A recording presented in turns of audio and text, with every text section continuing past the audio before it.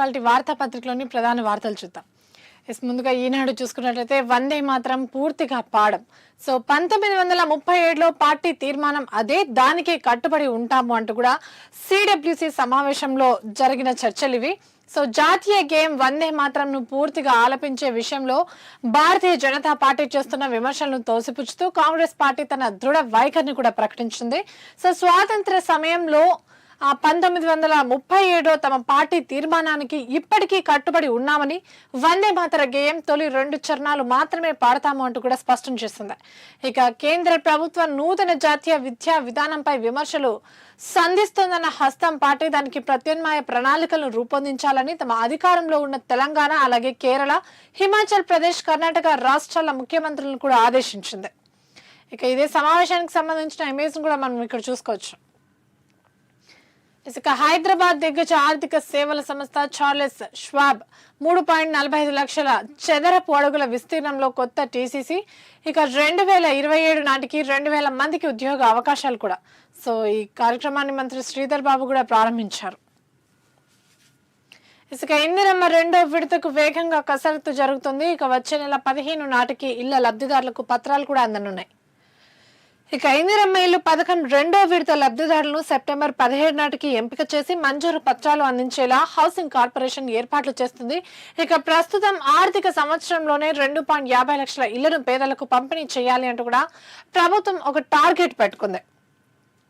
ఇక క్యూర్ పరిధి మినహాయించి రాష్ట్రంలోని 100 నియోజకవర్గాల్లో ఒక్కో నియోజకవర్గానికి 2500 చొప్పున ఇళ్లను కూడా నిర్మించి ఇవ్వనున్నట్టు కూడా స్పష్టంగా తెలుస్తుంది.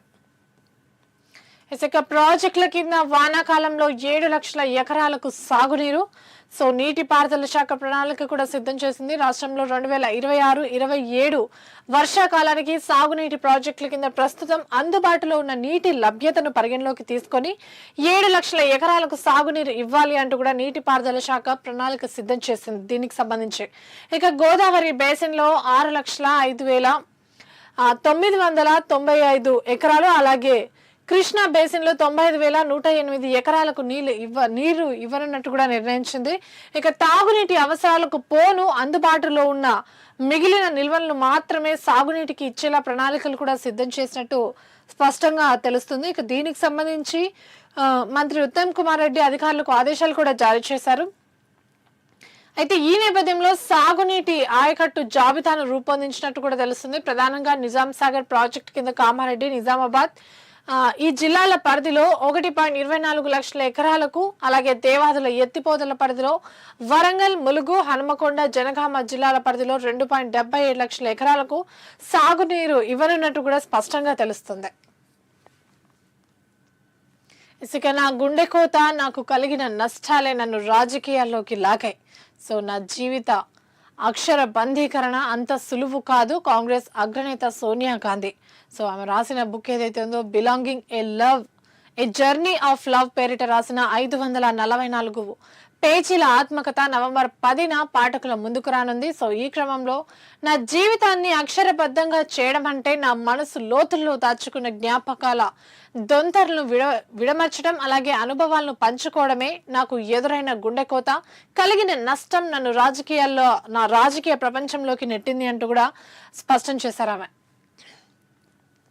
ఇసుక మహిళా స్వయం సహాయక సంఘాలపై సామాజిక తనిఖీ జరుగుతుంది. సో రాష్ట్రంలోని మహిళా స్వయం సహాయక సంఘాల పారదర్శకత నిర్వహణ, అలాగే అక్రమాల నిరోధం, జవాబుదారీతనం, నిధుల సద్వినియోగం కోసం సామాజిక తనిఖీలు నిర్వహించాలి అంటూ కూడా రాష్ట్ర పేదరిక నిర్మూలన సంస్థ సెర్ఫ్ నిర్ణయించింది. ఇక రాంజీ పథకం సామాజిక తనిఖీ బృందాలకు ఈ బాధ్యతలు అప్పగిస్తూ సో ఆదేశాలు కూడా జారీ చేశారు. ఇక ఈ బృందాలు వచ్చే నెల నుండి తనిఖీలు నిర్వహించనున్నట్టు కూడా అధికార వర్గాలు వెల్లడించాయి. ఇక రాష్ట్రంలో ప్రస్తుతం 6.47 లక్షల స్వయం సహాయక సంఘాలు ఉన్నాయి. ఇక వాటికి ప్రతి సంవత్సరం బ్యాంకులు, స్త్రీనిధి సమాఖ్యల ద్వారా 20,000 కోట్ల రుణాలు కూడా అందుతున్నాయి. ఇప్పటికే 9,000 కోట్ల పొదుపు నిధులు బ్యాంకుల్లో ఉన్నట్టు కూడా తెలుస్తున్నాయి. ఎస్హెచ్జీలు స్పార్ సాయంతో 553 బస్సులను కొనుగోలు చేసి ఆర్టీసీ కూడా అద్దెకిచ్చాయి. ఇక సచివాలయం, జిల్లా కలెక్టరేట్లు, ఇతర కార్యాలయాల్లో 213 క్యాంటీన్లు కూడా నిర్వహిస్తున్నట్టే తెలుస్తున్నాయి. ఇక పెట్రోల్ బంకులు, సౌర విద్యుత్ ప్లాంట్లు, మహిళా శక్తి బజార్లు, జిల్లా మండల గ్రామ సమైక్య భవనాలు, ధాన్యం కొనుగోలు కేంద్రాలు, యూనిఫామ్లు, కుట్టు పని, అమ్మ ఆదర్శ పాఠశాల నిర్వహణ, ఇతర వ్యాపారులు కార్యక్రమాల నిర్వహణ ద్వారా ప్రతి సంవత్సరం మొత్తంగా 15,000 కోట్ల లావాదేవీలు కూడా జరుగుతున్నట్టు అధికారులు గుర్తించారు. ఇక పాత నిషేధిత జాబితాకే పరిమితం అయితే బాగుంటుంది. ఇక 22A జాబితా భూ సమస్యలకు సంబంధించిన మరో అప్డేట్ ఇది కూడా చూసుకోవచ్చు. సో నిషేధిత భూముల జాబితాలో ప్రైవేట్ ఆస్తుల నమోదు కావడంతో రిజిస్ట్రేషన్ లో ఏర్పడిన ఆటంకాలకు తెర దించడంపై ప్రభుత్వం గట్టిగానే దృష్టి పెట్టింది.